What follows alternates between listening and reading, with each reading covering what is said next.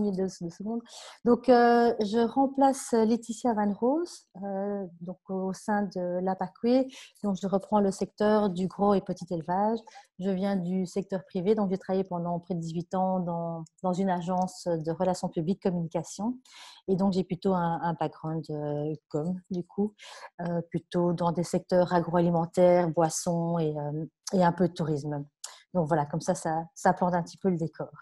Je vais vous faire un rapide aperçu de ce que nous avons fait en 2020, des choses qui sont en train d'être réalisées encore avant la fin de l'année et ce que nous prévoyons ou proposons en tout cas pour 2021. Alors voilà, vous savez encore mieux que nous que cette année a été très particulière avec les conditions sanitaires. Donc, nous avons dû un peu nous adapter, nous réinventer, être créatifs. Donc, tout ce qui était événements, ben, on les a fait sauter forcément. On n'a pas pu les réaliser. Alors, on a présenté le secteur d'une autre manière, que ce soit ben là, comme je vous le montre, via Je cuisine local. Hein, donc, on a eu pas mal d'actions transversales, multisectorielles, dans lesquelles on pouvait mettre en avant ben, les viandes de chez nous. Il y a également des capsules portraits qui ont été réalisées et diffusées sur les RTL et RTBF. Donc, c'était une manière de mettre la filière en avant. On a également utilisé ces capsules pour les réseaux sociaux. On avait commencé en avril et on continuera jusqu'à la fin décembre. Il y a eu pas mal de campagnes, notamment la campagne d'été dans laquelle nous avons intégré je sais pas, nous pouvions en tout cas des portraits producteurs, des informations produits, des sujets d'articles. On a également fait ça sur les réseaux sociaux. Donc, on a vraiment essayé de le faire, une communication à 360 degrés, donc hors événement. Il y a la campagne d'automne qui fait partie du plan de relance. Et donc là, nous sommes vraiment en plein dedans. Une campagne aussi qui comprend des influenceurs, des blogueurs, des portraits dans la presse quotidienne, des passages radio, des capsules recettes et des choses comme ça, donc qui continueront jusqu'à la mi-décembre. Il y a eu ma quinzaine locale qu'on a dû repousser en octobre, qui normalement a lieu plutôt en mai, et qui a eu lieu et pour lesquels nous avons envoyé des kits où il y a effectivement aussi des affiches avec le mouton et les différentes parties, avec les petites brochures donc, de la viande de chez nous. Là, nous sommes occupés à refaire de nouvelles capsules qui seront diffusées sur les télévisions locales, donc l'ensemble des télévisions francophones, donc une douzaine. Donc je vous parlais de matériel de promotion avec les kits que nous avons distribués aux grossistes. Nous sommes également en train de commander des ardoises, puisque ça c'était une demande du collège, des producteurs, hein, de pouvoir demander aux bouchers de mentionner l'origine des viandes. C'est pas pour leur taper sur les doigts parce que la viande ne serait peut-être pas wallonne, mais en tout cas que le consommateur en soit bien conscient que la viande que lui va acheter viendrait de chez nous. Alors, il y a également les clips vidéo de Gérald Watley qui présentait des recettes avec des parties moins nobles de l'agneau que nous pouvons réutiliser sur les réseaux sociaux et que nous avons déjà utilisés et que nous ouvrirons en 2021 un petit peu comment nous pourrons les remettre à l'honneur. Et alors, une vidéo réalisée dans la série de savoir-faire qu'on peut trouver aussi sur YouTube et que nous avons partagé via les réseaux sociaux. Alors, comment est-ce qu'on va aller là alors, pour information aussi, nous sommes en train de retravailler le site de l'APACUE et notamment la section viande de chez nous. Donc, nous avons mis une catégorie pour les ovins. La base devrait être prête, en tout cas pour la fin de l'année. Nous nous rapprocherons du collège pour pouvoir l'adapter au mieux et répondre au mieux à vos besoins, en fait. Hein, donc, qu'on puisse faire passer vos messages. Et donc, c'est un site qui sera, la rubrique en tout cas sera amenée à se développer et ce sera fait avec votre collaboration. Donc ça, c'est un peu le status pour 2020 jusqu'à la fin décembre. Maintenant, pour 2021, ce que nous proposons, il y aura une création d'une plaquette d'information qui aura une version digital et papier, qui sera destiné au B2C, pardon, on va revenir en arrière, et au B2B, dans lesquels on pourra mettre en avant les origines donc des moutons wallons, avec peut-être un détail de chaque filière. À voir aussi, on fera ça évidemment en collaboration avec le collège. Hein, on ne va pas partir tout seul dans notre coin. Et alors, on utilisera également de nouveau, comme je vous le disais, les capsules de Gérald Watley qu'on pourra promouvoir via les réseaux sociaux, et si on a la possibilité de l'utiliser dans d'autres, de faire d'autres diffusions, que ce soit des websites ou de la télé, évidemment, on le fera. L'action fromage de chèvre brebis au printemps se fera également en 2021. Donc ça, c'est une action qui verra le jour de nouveau. Alors, par rapport à notre, on peut dire, plateforme viande de chez nous, qui reprend l'ensemble des secteurs viandeux, on a différentes actions que nous proposons, qui seront de toute façon des dégustations en grande surface, tant que les conditions sanitaires nous le permettent, évidemment. Donc ça, c'est avec un point d'interrogation, mais en tout cas, c'est budgétisé. Il y aura une présence donc, lors des grandes foires, des salons, pour lesquels on proposerait d'assurer une présence avec des ateliers culinaires. Comme vous le savez, nous travaillons avec des ambassadeurs, que ce soit Fiona Price, que ce soit Gérald Watley, que ce soit Eric Boschman ou Sandrine Danse, enfin bref, il y a moyen d'utiliser nos ambassadeurs et leur savoir-faire pour justement animer des ateliers qui seraient autour de la confection de recettes. On utiliserait par exemple des parties de l'agneau que vous avez envie de plus mettre en avant, quoi. Et lors de ces salons, il y aurait aussi des séances de testing.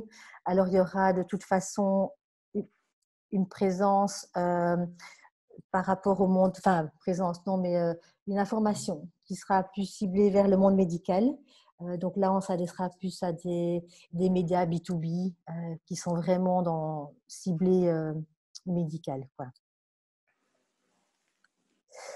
Par rapport aux bouchers et grossistes, de toute façon, nous avons prévu, donc avec la brochure là, que nous proposons de faire, ce sera évidemment une brochure qui sera destinée à ce type de cible. Donc, à cela, on ajoutera les kits que nous avons déjà, hein, avec les affiches et les petites brochures que nous avons éditées et que nous pourrons réimprimer si nécessaire, s'il y a vraiment une demande, en tout cas de la part de ces cibles-là. Et alors, on proposait de faire une production de papier d'emballage avec le logo Viande de chez nous, que nous pouvons mettre à disposition également, que ce soit des traiteurs ou des bouchers ou de personnes, en tout cas de tout commerce de personnes qui vendent de la viande, quoi. Alors ça, c'est un événement qui sera vraiment ciblé aussi vers eux, qui sera un événement B2B.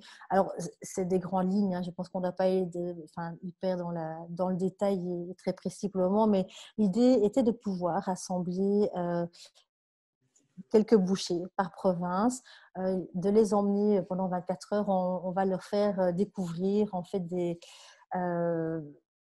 différentes, ils connaissent nos viandes, hein, mais peut-être des morceaux qu'ils n'ont peut-être pas l'habitude de proposer à leurs clients, et de leur apprendre à les cuisiner. Et donc là, ce serait de partir pendant 24 heures avec eux, de les emmener dans un gîte ou n'importe où, hein, mais qu'ils soient dans un endroit assez sympa, qu'on puisse prévoir par exemple lors des repas qui rythment une journée, une séance avec eux et peut-être un de nos ambassadeurs qui cuisinerait avec eux une partie de l'agneau qu'on utilise, qu'on consomme peut-être un petit peu moins.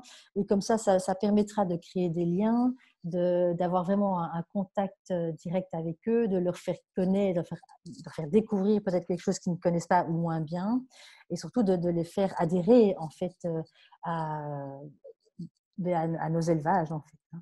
Et donc, ce serait sympa alors d'inviter chaque fois un producteur qui pourrait présenter un petit peu lui ce qu'il fait, quel type de moutons. Enfin, voilà. C'est l'idée de rassembler un peu les différents corps, entre guillemets, et d'en faire un moment qui soit convivial et qu'on puisse juste tous en profiter un moment et qu'on apprenne quelque chose et que ce soit productif derrière, quoi. Et c'est l'occasion aussi, puisque c'est quand même une cible qu'on aimerait toucher, ce sont les étudiants. On sait qu'il y a de moins en moins d'étudiants en boucherie. Donc, l'idée, ce serait on invite ou on propose à quelques étudiants en hôtellerie de venir faire les services de ces différents repas de la journée. Et comme ça, eux ont un contact avec le producteur, ils écoutent, ils apprennent aussi par rapport à leurs études. Et finalement, la boucle est bouclée, quoi. Par rapport aux écoles professionnelles, un des points qu'on s'est dit qu'on pouvait peut-être mettre en place aussi, c'est que c'est pas si facile que ça de rentrer dans une classe face à des étudiants. Il faut déjà passer le pas de la porte. Et on se disait qu'il y a quand même pas mal de chefs, donc de restaurateurs ou de journalistes gastronomes ou de traiteurs ou de personnes qui sortent d'écoles hôtelières, forcément, hein. Et l'idée, ce serait de pouvoir en faire, entre guillemets, un peu nos ambassadeurs et de les faire re-rentrer dans leur école où ils ont appris, enfin, où ils ont étudié pour parler, que ce soit d'agneau, que ce soit de bœuf, que ce soit de porc, mais pour leur allez, faire connaître, faire apprendre aux élèves, aux étudiants, euh, voilà, ce que c'est les productions, les producteurs wallons, quoi. Il faut se mettre à la place de l'étudiant, je pense, hein. Quelqu'un qui aujourd'hui, par exemple, voilà, Julien Lapraille partout dans les médias, que ce soit à la télé, que ce soit dans la presse, il se dit, ah oui, mais ce gars, il vient de notre école. Et si on l'invite et qu'il le voit devant lui et qu'il commence à cuisiner avec lui et qu'il commence à papoter, etc., ça amène une autre dimension, ça amène un peu aussi, ah oui, mais s'il lui dit, ah oui, c'est que ça vaut peut-être quand même la peine, quoi. Donc, c'est une manière un petit peu, je dirais, détournée pour arriver à ce qu'on veut, quoi. Alors, par rapport à la cellule d'information, c'est la grille. L'idée ici était de remettre un petit peu l'église au milieu du village. Tout le monde sait qu'il y a beaucoup alors pas de rumeurs, mais des clichés qu'on a par rapport à l'élevage de manière générale. Et que ce soit sous des thématiques comme l'impact de l'agriculture sur allez, la pollution, sur l'environnement, le bien-être des animaux. C'est toutes des thématiques qui portent à polémique et pour lesquelles il y a beaucoup de fausses rumeurs, ou en tout cas, on ne se base pas sur des chiffres qui sont corrects, ou on réinvente les chiffres. Et, euh, et c'était l'opportunité avec Célagri d'organiser quelques tables rondes où on inviterait des experts, que ce soit un prof d'UNIF, quelqu'un qui a réalisé une étude, que ce soit avec la PACUE, et deux ou trois journalistes qui sont vraiment spécialisés dans ce domaine, mais dans des médias qui ont des supports, en tout cas plutôt grand public. Et c'est l'occasion de remettre un petit peu tout à plat et de diffuser peut-être une information qui est un peu plus comment je vais dire, alors je dis pas que les autres sont pas toutes, enfin qu'elles sont toutes incorrectes, mais en tout cas qui sont objectives, quoi. Alors oui, on avait également discuté, c'est pas nouveau, mais la création d'une charte pour la viande de chez nous. C'est quelque chose dont on reparlera en 2021 et on pourra en discuter peut-être lors des GT Viande, quoi. Et alors, le stand au Salon Meet Expo, bon, ben voilà, ça, c'est si le salon a lieu, voir si vous désirez y être présent et voilà, sous quelle forme. Alors, ici, c'était une action qu'on vous proposait qui était plus destinée vers le grand public, qui serait une action en deux phases, avec l'idée de créer vraiment un livre dont le contenu serait vraiment de belles photos de producteurs. Pas que les livres qu'on a déjà fait avant n'étaient pas de belles photos, hein, mais là, on serait plutôt sur un travail d'esthétique, mais qu'on accompagnerait de recettes et d'un petit texte, quelques phrases pour présenter le producteur. L'idée, c'est vraiment qu'on en fasse un bel objet, que c'est un objet qu'on gardera, qu'on puisse offrir à nos proches, qu'on a envie de mettre sous le sapin, voilà, qui ait toute sa place dans la bibliothèque. C'est une manière de toucher peut-être un autre public et peut-être un peu moins averti. Euh, alors, vous me direz, alors, quel est l'intérêt pour nous producteurs? Ben, l'intérêt, je pense, est justement dans le sens où le consommateur va réaliser que, ah ben tiens, ces producteurs-là, en fait, ils sont tout proches de nous. et peut-être qu'il n'avait pas spécialement… Enfin, et là, en l'occurrence, je me mets à la place du consommateur parce que je suis un peu ce conso lambda, puisque je ne viens pas tellement du secteur de l'agriculture. Et, et voilà, je me dis, avoir un bel objet avec des belles photos et me dire, bah, tiens, je ne savais même pas qu'à 20 km de chez mon papa ou à 5 km qui habite à Rixensart, il y avait un chouette producteur, quoi. Et donc, c'est un moment, ce sera un livre qui serait intéressant aussi puisqu'il y a des recettes. Donc, ça a une double utilité. Et sur base des photos qu'on ferait de ces producteurs, euh, on ferait des agrandissements pour en faire une exposition qui serait une exposition itinérante. Et ça nous permettrait comme ça, sur une année, de faire bouger cette exposition pendant, disons, un mois. Elle resterait, elle pourrait passer dans chaque province, par exemple, quoi. Ce qui permettrait du coup de nous faire, pour nous, de faire aussi une communication qui serait localisée. Et puis, enfin, je pense que c'est assez chouette aussi. Par exemple, si on fait ça à Namur, pour les Namurois, de se dire, ah, c'est chouette, il y a plein des producteurs qui sont tout près de chez nous. Enfin, voilà, c'est une autre manière d'aborder un petit peu le monde de l'agriculture. Et alors, on fera de toute façon, puisqu'on nous réalisons ces capsules vidéo pour le moment, donc c'est du matériel que nous avons à disposition. Donc, l'idée, c'est de pouvoir le réutiliser, de pouvoir l'amortir et donc de prévoir alors une rediffusion, que ce soit via des télévisions, que ce soit via des webs. Là, le choix n'a pas encore été porté, mais voilà, le matériel est là, donc on l'utilisera de toute façon. Et puis, toutes les capsules recettes que nous avons à disposition aussi. C'est vraiment l'objectif de pouvoir utiliser ce que nous avons et je pense qu'il y a encore des choses qu'on peut faire avec, quoi, de toute façon. Par rapport à l'aspect pédagogique, l'idée est de créer un outil qui tournerait autour du bien-être animal et un autre aussi qui serait un portfolio qui reprendrait les animaux de la ferme, un peu, alors pas comme le dossier, comme tous les dossiers que nous avons par rapport aux différents animaux de la ferme, mais voilà, ce sera un petit peu dans cette même veine, quoi. Nous avons de toute façon aussi la plateforme Je cuisine locale pour laquelle nous organisons différentes actions. On espère évidemment que l'année prochaine, on pourra le faire comme nous l'avons planifié. L'idée ici, c'est de pouvoir organiser une sorte de grand pique-nique sous forme de guinguette où on pourrait mettre tous des produits locaux à l'honneur. Et on inviterait les journalistes et leurs familles à venir découvrir ces produits lors d'un gros barbecue. Et ça pourrait être, par exemple, le début, le lancement de ma quinzaine locale, quoi. Et donc là, oui, il y aurait une participation des éleveurs, des producteurs, mais aussi des fruits, des légumes et enfin, tous les produits locaux que nous pouvons mettre à disposition du conso. Et donc voilà, hop, ça c'est sur ma casette locale. Et en gros, je pense que j'ai fait un petit état des lieux assez rapide. Je ne sais pas si si j'ai été très claire et si vous avez tout compris. Mais je reste à votre disposition pour en discuter.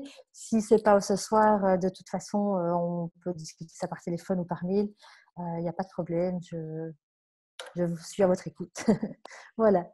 Merci Amandine. Au niveau des questions, mais vraiment très brièvement, parce que je voudrais vraiment qu'on puisse aborder la question des primes couplées. On a une question sur mesure-t-on l'efficacité de ces communications sur les ventes?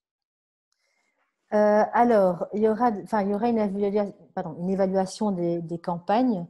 Maintenant, sur les ventes, nous, on a lancé une grande enquête de consommation, de satisfaction de consommation. Là, je pense que M. Mata pourra peut-être nous en donner un… Je ne sais pas s'il est là, M. Mata, en fait. Nous en dire un petit peu plus. Mais donc, c'est une enquête dont on devra avoir les résultats très prochainement, je pense, hein. Ok, merci. Oui. Il serait intéressant Alors, d'avoir un retour. je vais rapidement répondre en ce qui concerne l'évaluation. Effectivement, nous avons acquis des données de consommation auprès de la société GFK. C'est une démarche que le VLAM effectue chaque année avec un budget extrêmement important, puisque c'est un budget de l'ordre de 400 000 euros. Cette année, nous avons tiré l'opportunité du plan de relance pour acquérir ces données de manière à pouvoir évaluer l'efficacité des campagnes. J'ajoute que, indépendamment des données GFK, nous réalisons systématiquement de post-test pour l'ensemble de nos campagnes qui nous permettent déjà d'évaluer leur efficacité avec des indicateurs qui sont toujours pertinents et éclairants. Cette année, on aura à la fin de l'année les données GfK et nous aurons également les résultats d'une vaste étude de marché qui nous permettra de réorienter éventuellement les campagnes sur base de données prospectives. On a fait une étude quantitative, mais également une étude qualitative. Donc, les résultats seront proposés, la présentation des résultats sera proposée au collège des producteurs dès que nous en disposerons. Mais ce sera probablement de toute façon fin de l'année, mais ils seront utilisables et présentables début 2021. Donc, ce sera évidemment important pour nous de vous les présenter. Je souhaiterais ajouter également, en termes d'évaluation et d'efficacité des campagnes, que le budget dédié au secteur 24 est un secteur malheureusement relativement modeste, mais que je voudrais encore insister sur le fait que ce budget, et on en a parlé à plusieurs reprises avec Emmanuel, ce budget en fait est démultiplié dans la mesure où les campagnes visant de chez nous permettent de mettre en évidence le secteur 24 d'une manière qui ne serait malheureusement pas possible s'il fallait tabler uniquement sur le budget sectoriel individuel. Donc il y a un effet démultiplicateur qui mérite quand même d'être souligné et qu'on veillera à accentuer à l'avenir. Merci, et tout à fait, effectivement, pour l'effet démultiplicateur. On a une dernière question, mais je crois que je vais me permettre de répondre et demander à la PACOE s'il y a un complément nécessaire, qui est quid des circuits courts et bio, mais je pense que je peux répondre que la promotion des circuits courts et du bio sont vraiment spécifiquement et bien suivis par la PACOE.